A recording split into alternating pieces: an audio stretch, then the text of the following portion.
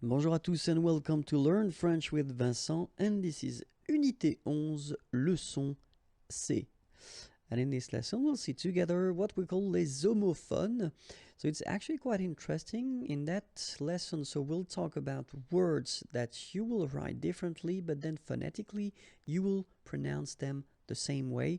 And of course, they will have different meanings. Okay, so let's start now. And the first one is un air. Okay, we'll make this little link between the two, un air. Okay, and here you've got the translation in English. And then you've got une air. Okay, so you can see that you write it differently, but then clearly phonetically it's the same, une air. And this is the translation in English. Une amende. Une amende. And that's what it means. And then une amende. So here you can see that the only difference is here you've got and here you've got a. Okay, so amende, amende, and the meaning is fine. We're talking here about the nice little gift you will get if you break the law. Une amende. Une encre. Une encre. And then feminine as well, une encre.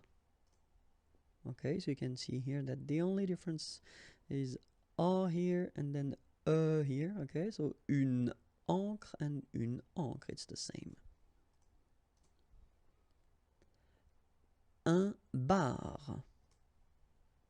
Un bar. And then une barre. Okay, so you can hear that it's exactly the same way that you pronounce, but then you've got r, and then e. Okay, une barre.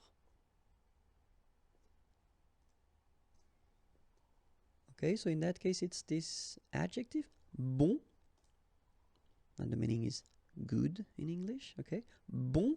All right, and here we've got substantive, un bon. Un bon. Un bout. Remember, final T not pronounced. Un bout. Une bout. Okay, so here the only difference between the two is here you get T at the end and here you get E at the end. Une bout. Un but.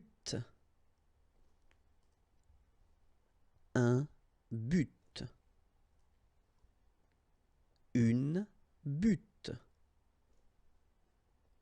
Une butte. Un sang. Okay, remember this G here doesn't exist, so un sang. And then here we've got this sans. Quite useful because it means without, sans.